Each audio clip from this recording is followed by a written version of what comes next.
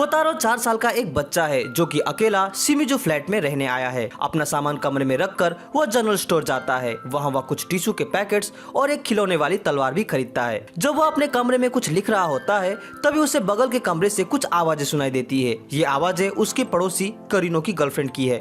वो गुस्सा है और करीनो पर चिल्ला रही है क्योंकि करीनो उससे मिलने नहीं आया। उसकी गर्लफ्रेंड हरुमा उससे कहती है कि वह ठंड में बाहर कब से उसका इंतजार कर रही थी पर वह उससे मिलने नहीं आया। अपनी सफाई देते हुए करीनो उसे गलती से हरुमा के बजाय हीरो को कह देता है। इससे वह और ज्यादा गुस्सा हो जाती है और अपने बैग से उसे मारते हुए वहाँ से चली जाती है। एक जिम्मेदार पड़ोसी के कर्तव्य को निभाते हुए कोतारो करीनो के पास जाता है और उसे एक टिश्यू बॉक्स ऑफर करता है। वह उसे अपना इंट्रोडक्शन देता है। करीनो एक मांगा आर्टिस्ट है जो कि बिल्कुल पॉपुलर नहीं है, लेकिन वो दिन रात मेहनत करता है ताकि वो अपने बॉस को खुश कर सके। साफ सफाई की बात करे तो उसका ध्यान इस पर बिल्कुल नहीं है। थोड़ी देर बाद कोतारो उसके पास फिर से आता है और उससे बाथटब के बारे में पूछने लगता है। करीनो उसे बाथ हाउस की जानकारी देता है और उसे वहाँ ले जाता है। बाथ हाउस में वो खुद भी नहाता है और कोतारो को भी नहलाने में मदद करता है। घर जाते हुए करीनो उसे उसके पेरेंट्स के बारे में पूछता है। कोतारो कहता है कि उसके पेरेंट्स नहीं है, वह अकेला है। करीनो उसे थोड़ी देर देखता रह जाता है। फिर वह कहता है कि मेरे भी पेरेंट्स बहुत पहले ही चल बसे थे। फिर वह टॉपिक चेंज करके दूसरी बातें करने लगता है।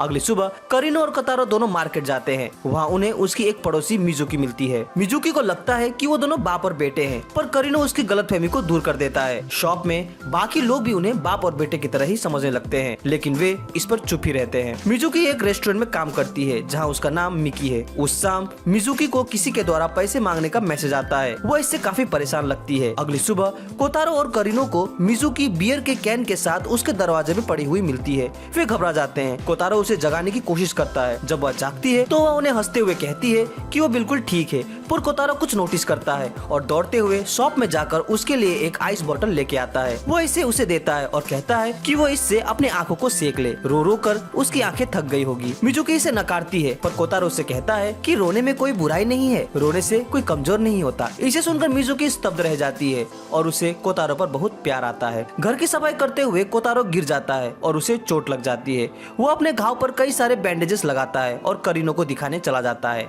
ताकि वो उसे शाबाशी दे। इधर करीनो के भी कमर में मोच आई हुई है। वो करीनो के कमर में हॉट पैक लगा देता है और करीनो भी उसके बैंडेजेस में उसका और उसके फेवरेट कार्टून कैरेक्टर का चित्र बना देता है और उसे थैंक्स कहता है। इसे देखकर कोतारो काफी खुश होता है। तभी उनका एक और पड़ोसी टामारू उसके पास आता है और कोतारो को छूते हुए उसे टिश्यू देने के लिए थैंक्स कहता है। कोतारो ने उसे भी टिश्यू गिफ्ट किया था, पर कोतारो को उसका इस तरह का छूना अच्छा नहीं लगता और वह उसे दूर रहने को कहता है। वो कोतारो को अपने रूम में ले जाता है और उसे एक डॉल गिफ्ट करता है, पर कोतारो उसका वह गिफ्ट नहीं लेता क्योंकि यह उसने अपने बेटे के लिए खरीदा था जो कि उससे मिलना नहीं चाहता। कोतारो उसे कहता है कि वो केवल अपने मन को दिलासा देने के लिए ही यह गिफ्ट उसे दे रहा है। यह गिफ्ट उसके बेटे के लिए है, वह उसे नहीं ले सकता। कोतारो के पास टीवी नहीं है, इसलिए वो करीनो की टीवी में उसका फेवरेट एनिमे टोनो सामान देखता है, वो भी फुल साउंड में, और कैरेक्टर के डायलॉग को भी दोहराता रहता है। करीनो उसे साउंड कम करने को कहता है क्योंकि रात हो गई है और बाकी लोग इससे परेशान होंगे। वह माफी मांगता हुआ साउंड कम करता है और कहता है कि मेरी यह आदत बहुत बुरी है। अगले दिन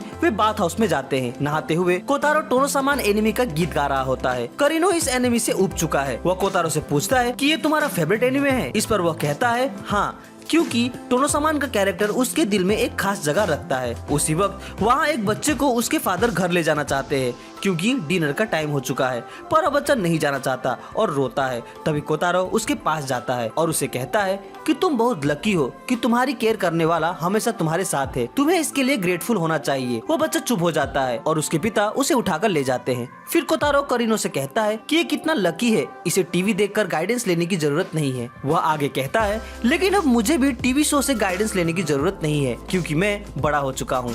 तभी करीनो उसे कहता है कि तुमने टी शर्ट उल्टा पहना है। इस पर कोतारो कहता है तुमने मेरा टेस्ट पास कर लिया। टोनो सामान का फाइनल एपिसोड नेक्स्ट वीक को है। टोमारू इस दिन को कोतारो के लिए स्पेशल बनाना चाहता है। वह करीनो से कुछ आइडियाज भी मांगता है। काफी सोचने के बाद करीनो उसे बताता है कि कोतारो कैरेक्टर के डायलॉग को रिपीट करता है, हम उसके साथ मिलकर ऐसा कर सकते हैं। उधर कोतारो भी इस समय को स्पेशल बनाने के लिए वह रास्ते में बैठकर 10 येन के बदले टोनो सामान की एक्टिंग कर लोगों को एंटरटेन करता है। शाम को वे तीनों मिलकर टोनो सामान देखते हैं और कोतारो कोतारो की तरह वे दोनों भी कैरेक्टर के डायलॉग्स को रिपीट करते हैं। कोतारो को उनका साथ अच्छा लगता है और वो उन दोनों से भी 10 येन का डिमांड करता है। घर जाते हुए करीनो उससे पूछता है कि क्या तुम अब बिना सो देखे रात को सो पाओगे। इस पर कोतारो कहता है कि अब मुझे सोने के लिए टीवी शो की जरूरत नहीं है। पर रात को करीनो के खर्राटे की आवाज से उसे नींद नहीं आती, पर वह खुद को दिलासा देते हुए कहता है कि मैं इसे हैंडल कर सकता हूँ। अगले दिन वे दोनों बाथ हाउस जाते हैं। वहाँ एक बड़ा सा नोटिस लगा है कि कुछ दिनों के लिए बाथ हाउस बंद रहेगा। कोतारो इसे देखकर घबरा जाता है क्योंकि आसपास और कोई बाथ टब भी नहीं है। अगले दिन से कोतारो सबसे दूर दूर रहने लगता है। वो करीनो को भी उसके पास आने नहीं देता। जब बहुत ज्यादा ही हो जाता है तब करीनो उससे पूछता है कि तुम ऐसा बिहेव क्यों कर रहे हो। तब कोतारो कहता है कि मैं पिछले 24 घंटे से नहीं नहाया हूँ, मैं अभी साफ नहीं हूँ, मेरे दुर्गंध से लोगों को तकलीफ हो सकती है। इस पर करीनो उसे समझाता है कि रोज नहाने की जरूरत नहीं है, मैं खुद भी नहीं नहाया हूँ और अगर तुमसे दुर्गंध आती भी है तो लोगों को इससे कुछ फर्क नहीं पड़ेगा। यह सुनकर कोतारो वहाँ से भाग जाता है। मिजुकी यह सब देख रही होती है।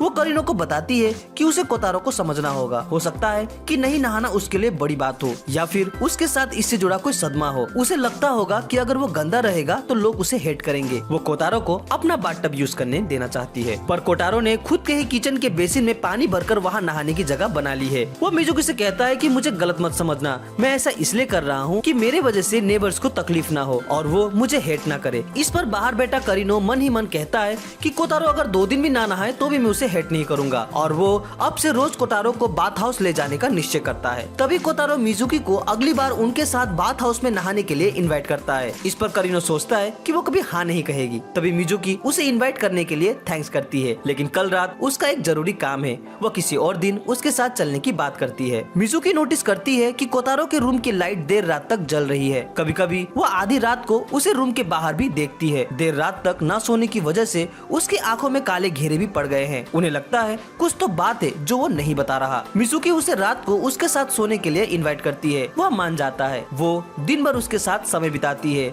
और रात में उसके साथ सोती है। वास्तव में नाइटमेयर्स की वजह से वो रात को सोने से डरता था। वो करीनो से कहता है कि अब उसे सोने में कोई तकलीफ नहीं होगी क्योंकि वह सोते वक्त मिजुकी के स्वीट स्मेल को याद करेगा और उसे पता है कि इससे उससे अच्छे सपने जरूर आएंगे। करीनो सोचता है कि उम्र कुछ भी हो, लड़के लड़के ही होते हैं। अगले दिन कोतारो किंडरगार्टन एंट्रेंस सेरेमनी में अकेले ही चला जाता है। वो अकेला बच्चा है जो अपने पेरेंट्स के साथ नहीं आया है। जब एक बच्चा उसे उसके पेरेंट्स के बारे में पूछता है तो बताता है कि वो आए हुए हैं और वो सामने की खाली चेयर दिखाते हुए कहता है कि मेरे पेरेंट्स यहीं बैठे हैं पर वो तुमको दिखाई नहीं देंगे क्योंकि वो निंजा है और उन्होंने छुपने वाली टेक्निक का इस्तेमाल किया है। वो बच्चा यह सुनकर काफी एक्साइटेड हो जाता है। उधर उन तीनों को पता चलता है कि कोतारो अकेले ही उस किंडरगार्टन सेरेमनी में आया हुआ है। वे तीनों भागते हुए वहाँ जाते हैं और खुद को उसका पेरेंट्स बताते हैं। करीनो जल्दी से उसके पास वाली सीट में जाकर बैठ जाता है और उसे कहता है यह जरूरी नहीं कि हर काम तुम्हें अकेला ही करना पड़े। स्कूल में हर बुधवार बेंटो डे होता है जहाँ बच्चे विशेष प्रकार का भोजन लेकर आते हैं। कोतारो को पहले तो इसकी जानकारी नहीं थी, लेकिन अगले दिन से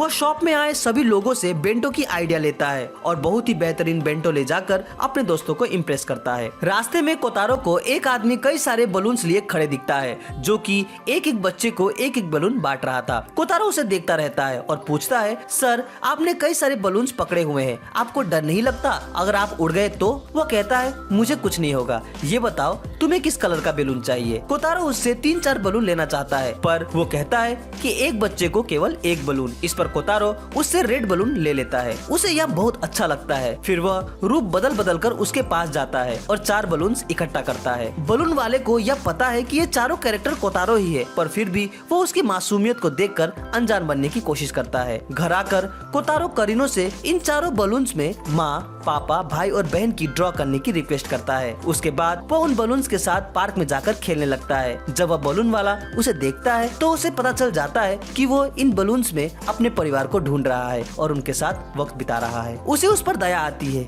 और वह यह कामना करता है कि ये बलून्स लंबे समय तक उसके साथ ही रहे। अगले दिन स्कूल के बाद कोतारो करीनो के साथ एडिटर के ऑफिस में जाता है। एडिटर करीनो के ड्राइंग को देखकर इम्प्रेस नहीं होता और कहता है कि इसमें बहुत इम्प्रूवमेंट की जरूरत है, पर कोतारो को उसके ड्राइंग अच्छे लगते हैं। वो करीनो की साइड लेता है और एडिटर को उससे अच्छी ड्राइंग बनाने के लिए कहता है।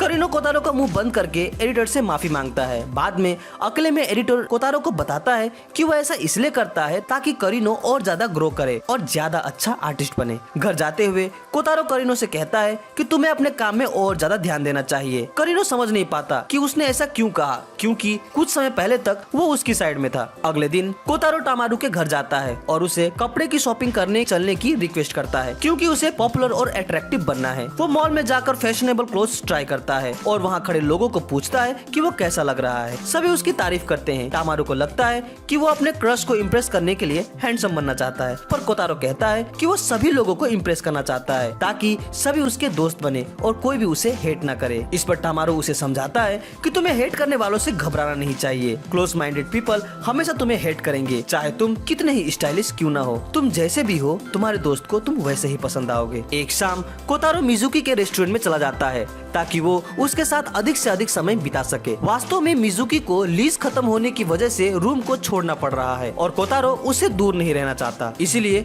वह रोज मिजुकी से मिलने आने की बात करता है। तभी वहाँ कोतारो को ढूंढते हुए करीनो भी आ जाता है। अगले दिन वो तीनों पिकनिक करने चले जाते हैं। वे कोतारो की फोटो खींचना चाहते हैं, पर कोतारो नहीं चाहता कि वो उसकी तस्वीर ले। वो हिलते हुए फोटो को ब्लर कर देता है और ज्यादा फोर्स करने पर वो वहाँ से भागने लगता है। करीनो उससे पूछता है कि तुम फोटो क्यों नहीं खिंचवाना चाहते। इस पर कोतारो कहता है कि फोटो खिंचवाने में मैं बहुत असहज महसूस करता हूँ। उसके बाद हमें कोतारो का सपना दिखाया जाता है जहाँ उसके पिता उसका फोटो वेबसाइट में देखकर हॉस्टल में हंगामा मचा देते हैं, जिससे कोतारो सहित सारे लोग घबरा जाते हैं। अचानक कोतारो जाग जाता है और कहता है कि चाहे कितना भी अच्छा पल क्यों ना हो, मुझे अपनी तस्वीर खिंचवाने से बचना होगा। स्कूल जाते हुए करीनो कोतारो को उसके द्वारा बनाई गई मिजुकी और कोतारो की ड्राइंग दिखाता है। कोतारो इसे देखकर काफी खुश होता है और कहता है कि तुम्हें और प्रैक्टिस करने की जरूरत है। उधर एक इंश्योरेंस कंपनी द्वारा कोयाबाशी नाम की एक एजेंट को कोतारो को पैसे डिलीवर करने का काम सौंपा जाता है, क्योंकि कोतारो के पास कोई बैंक अकाउंट नहीं है, इसीलिए वो उसे हैंड डिलीवरी करने के लिए उसके पास जाती है। कोतारो उसका काफी आदर सत्कार करता है और पैसे देने के लिए उसे थैंक्स भी करता है। वास्तव में